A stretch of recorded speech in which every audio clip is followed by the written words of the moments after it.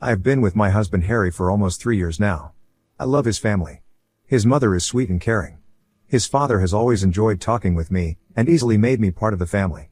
When my husband and I were first dating, we had broken up for a few months due to some misunderstanding. However, when we got back together, his dad was the most excited to know that we had worked things out. There's just one person in my partner's family who hasn't really warmed up to me, and that's my sister-in-law Sarah. She is Harry's older sister.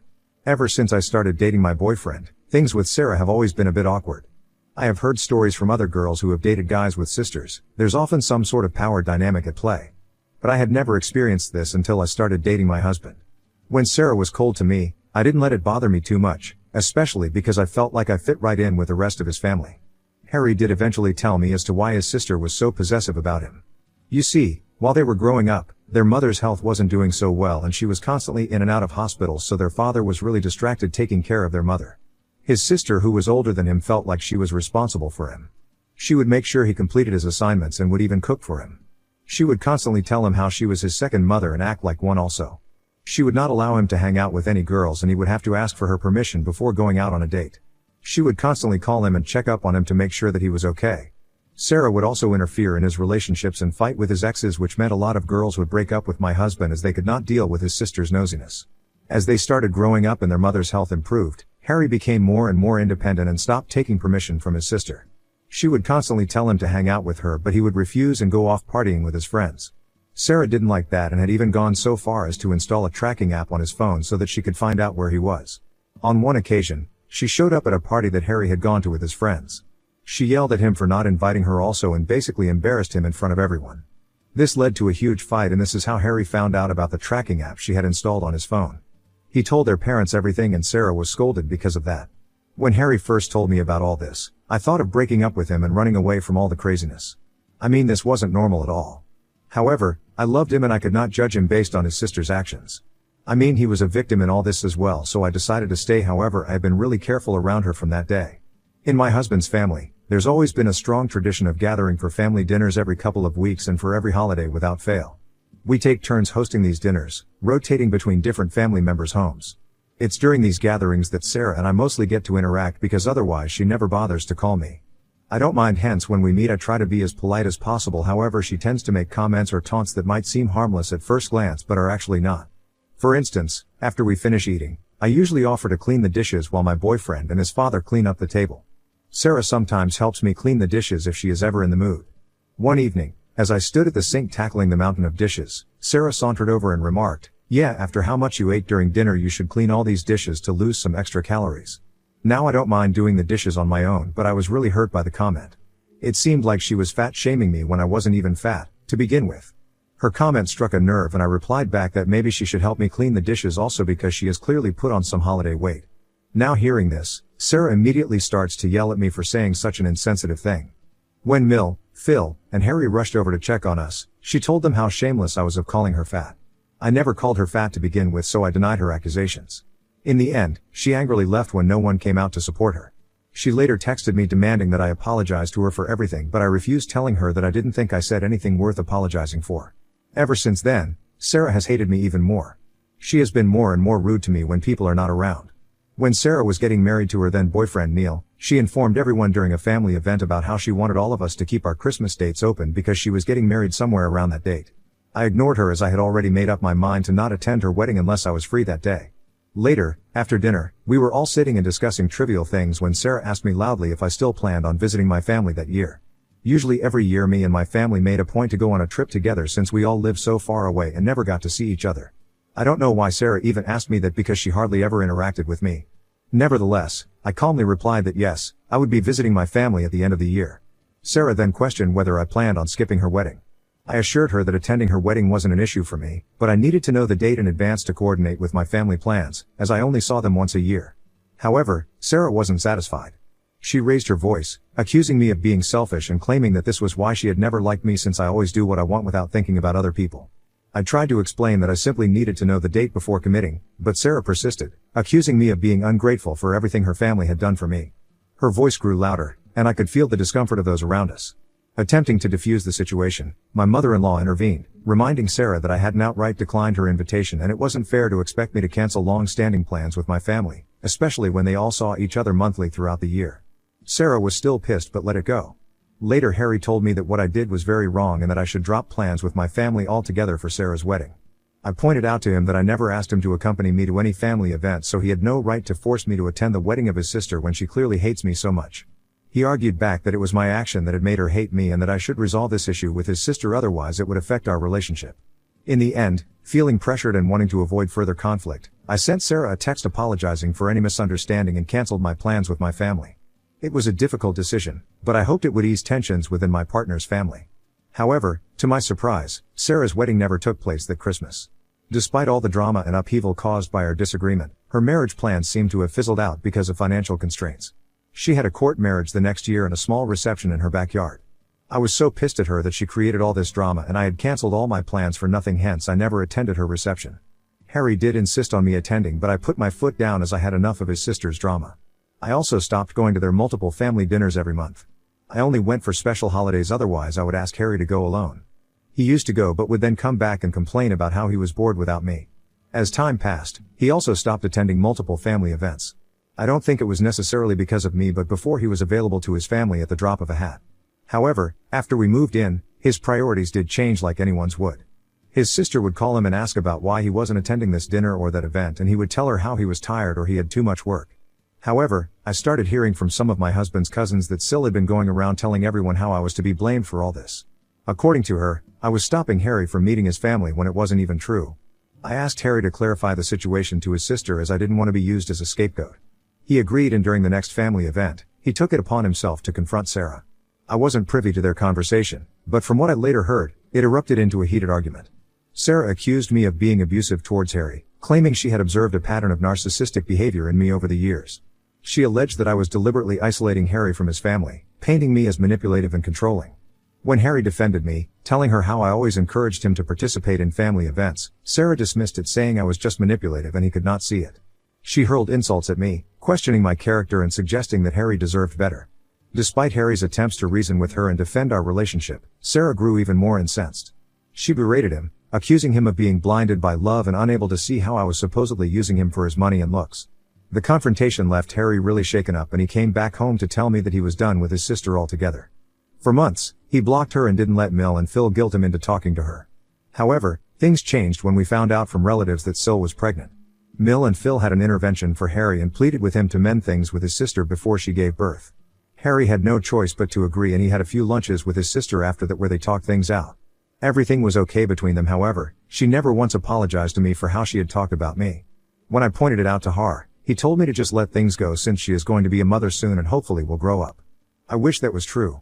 After my sister-in-law, Sarah, gave birth to her son, Van, her neediness seemed to escalate.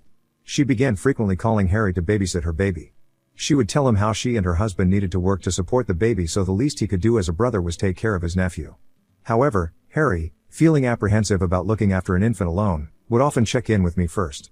Sometimes I would agree and we both would babysit his nephew together, but Sarah's demand for babysitting kept growing. As time passed, Sarah's reliance on us to watch her son, Van, became increasingly frequent and demanding. Whether she needed to run errands, attend appointments, or simply take a break, she would always turn to Harry to babysit. It reached a point where it seemed as though she expected him to fulfill the role of Van's father. However, Harry wasn't the only one looking after her child. It was me too, and I didn't want to give up my free time to look after a baby. It was exhausting. Hence, after a point, I started to decline to babysit. Whenever I declined, Harry would also refuse to babysit Van, much to Sarah's frustration. It's important to note here that I never told Harry that he wasn't allowed to look after his nephew, and I would in fact repeatedly urge him to step up and take responsibility without relying on me all the time. However, Harry would try to justify by citing his lack of experience with infants as reason for his hesitation to look after his nephew all alone. I am sure Syl blamed me for this as well, because she resorted to manipulation tactics. She would guilt-trip Harry by saying things like, "My kid really wants this," or "It would mean so much to so-and-so if you did this." She would also start throwing out random dates and asking if he had any plans without providing any context, attempting to trap us into agreeing to things with her. If Harry told her that we were free, she would then tell him how she had plans with her friends and would drop the kid off at our place, which meant we would be forced to babysit. When Harry and I were planning our wedding, Sarah never once called me to congratulate us on our wedding. However, during a family dinner where I was in attendance also, she demanded that Harry and I should pay for a nanny to look after her son during the event because she wanted to be able to drink and enjoy herself without having to worry about her child. Harry refused, telling her that it wasn't our responsibility to cover the cost of childcare for her son, and if she didn't want to bring him, she could make arrangements with her husband's family to look after Van. Sarah claimed that she didn't trust her husband's family enough to leave her son with them. When her husband Neil overheard that, they had an argument with Neil, telling her about how absurd she was being and that his parents would be more than willing to look after Van for that night. During a conversation with my mother-in-law about my wedding dress, I excitedly showed her some pictures. The dress was really beautiful and it was honestly my dream dress. However, Sarah interjected with a comment about how it was all such a waste of money and boasted about how she had been smart enough to get married in court. My mother-in-law gently reminded her that she hadn't had any other choice because of her financial constraints, which is why she opted for a courthouse wedding. Sarah became defensive, insisting that she could have chosen a different venue but decided against it since she wanted to be a good wife and not squander away her husband's money. She then turned to me, implying that not every woman could make sacrifices like she had. I calmly informed her that both Harry and I were contributing equally to the wedding expenses, so I was actually being an even better wife by not solely relying on my husband for everything. This seemed to infuriate her, and she spent the rest of the evening sulking with a childish scowl on her face. When I went to my bachelorette party with my friends in Vegas, we all had a great time and posted lots of pictures. However, Sarah later claimed to my husband that I must have hooked up with someone there because according to her, no self-respecting woman would ever drink and party so much before their wedding, even though her own brother had also partied and got drunk in his bachelorette with his friends. During our rehearsal dinner, Sarah made it a point to tell everyone about how it was interesting that I had chosen to party so wildly before tying the knot. She told me that I could have had a more subdued bachelorette party here also instead of going to Vegas. I simply laughed off Sarah's insinuations and calmly explained to her that I enjoyed going to Vegas, and since it was my own money funding the trip, I saw no issue with indulging in some pre-wedding fun. On the morning of our wedding, as I was getting ready, my mother-in-law approached me with a worried expression. She informed me that Sarah had just sent her a photo of her dress, which turned out to be off-white and could almost pass off as a wedding dress. Seeing the picture, I felt a surge of anger rising within me. My mother-in-law explained that she had no prior knowledge of Sarah's choice of attire and even showed me messages saying she had asked her not to wear it, but Sarah had replied that she was already on her way so she couldn't change her outfit anymore. I don't know what would possess someone to wear an off-white dress to someone's wedding, and I knew that she was doing this knowingly. Fuming with frustration, I called Harry and asked him to handle the situation, as I didn't want to confront his sister on our wedding day. Harry intervened, and with the help of his father, they swiftly resolved the issue. Harry's father had to rush out and purchase a new dress for Sarah, insisting that she change before she would be allowed into our wedding venue. I was relieved that they handled the situation immediately, however I never forgave her for that. During the reception, Sarah approached me and accused me of being a controlling bride, telling me how I was just jealous for making her change into a different dress. I told her that I was fed up with her gaslighting and manipulation and that I had enough of her games. I told her that I had no interest in entertaining her childish behavior any longer. Harry also stepped in, coming to my defense and reprimanding his sister for her insensitivity on our wedding day. He pointed out how embarrassing it would have been if she had actually arrived at the wedding wearing that off-white dress. Sarah didn't expect Harry to talk this way with her, so she started to cry her crocodile tears, and eventually, she left the reception. Before departing, her husband Neil approached me and offered a sincere apology for everything. He told me how he had also asked Sarah to not wear the dress, but she had insisted on wearing it. This only proved my suspicion that she had wanted to jeopardize my big day. Since that day, the relationship between Sarah and me remained strained. It wasn't until my daughter, Mary, was born that we started to see a glimmer of hope for reconciliation. The arrival of a new family member seemed to soften Sarah's demeanor, and she apologized to me when she came to visit me at the hospital. She showed genuine interest and care towards Mary. Harry and his family were very happy that she had taken the first step in mending our relationship. I thought Sarah would have matured and grown up since I had grown tired of fighting with her also. Over time, I have encouraged my daughter to spend time with Sarah's son since they are cousins and I want them to be close. Sarah and I sometimes even hang out so that our children can play together. We would talk about our lives and our husbands. This is how I also know that Sarah has been trying to have another child for quite some time. She has told me privately that she has always wanted a daughter so she can buy her daughter cute dresses and take her out shopping. While I understand the longing for a specific gender, I would always tell her that she can't control the gender of her baby, so she should not stress about it too much. On various occasions, I have noticed Sarah always hugging and kissing my daughter during family events. My daughter isn't as touchy-feely as others, so she gets very awkward and starts to cry. However, I never thought much about it until now. Recently, my mother fell ill and was hospitalized, leaving my father to care for her alone. Harry, my mother-in-law, father-in-law, and I made plans to fly in and visit her. While they would stay for only 4 days, I would be staying there for 2 weeks to support my father and be there for my mother during her recovery. Harry would be taking care of our daughter during our absence. I wanted to take my daughter with us, but because we would be in hospital the whole day, I didn't want to expose her to the germs. I also knew that she would easily get bored. So, Harry offered to ask his sister for help for the 4 days that he would be coming with me. Surprisingly, she enthusiastically agreed to look after our daughter. Before we left, I gave her a list of things my daughter was allergic to, and she assured me that everything would be okay. As we landed at our destination and waited to collect our luggage, I received a call from an unknown number. Assuming it was the hospital, I answered, but it was Child Protective Services on the line. My heart pounded in my chest as CPS demanded to know our whereabouts and why we had left our daughter in someone else's care. I explained that we were visiting my mother with my husband and had arranged for our daughter to stay with his sister. To my shock and dismay, CPS informed me that Sarah had filed a complaint against me for abandoning my child and was planning on fighting for custody in court. In a state of panic, I frantically tried to explain that this wasn't the case and that she was my husband's sister who had agreed to take care of our child because we had come to visit my sick mother. I even handed the phone to my husband in hopes of clarifying the situation. But despite our efforts to reason with CPS, it became clear that one of us needed to return immediately to address the allegations in person. Phil and Mill were visibly distressed witnessing our panic, and they attempted to reach out to Sarah but she refused to answer their calls. In the end, my husband hastily booked a return flight which he had to pay twice for since tickets were quite expensive. His parents and I remained behind to visit my mother as we were already here and had no other choice. The situation left us reeling, and I was so distressed that I could not rest until my husband called me to let me know that he had Mary and that she was perfectly safe. Nothing had happened to her. I started to cry because on one hand, I was already distressed that my mother was hospitalized and on the other hand my Sil had tried to take my child away from me. Harry's parents and I have pressed him for an explanation several times regarding why Sarah would file such a false report. My husband has reassured us that he would address all our concerns once we returned home. However, I find it difficult to remain with my mother for a week under such distress, so I've decided to fly back with my Phil and Mill in 4 days. I'm currently overwhelmed with anger and frustration towards Sarah. I can't comprehend what could have led her to call CPS on us. I will kill her if I ever see her in front of me ever again. Despite my husband's reassurances that I'll understand everything once I'm back, I can't shake the feeling that he's not taking the situation seriously enough, which only adds to my confusion and frustration. Ida for thinking what my Sil did was unforgivable?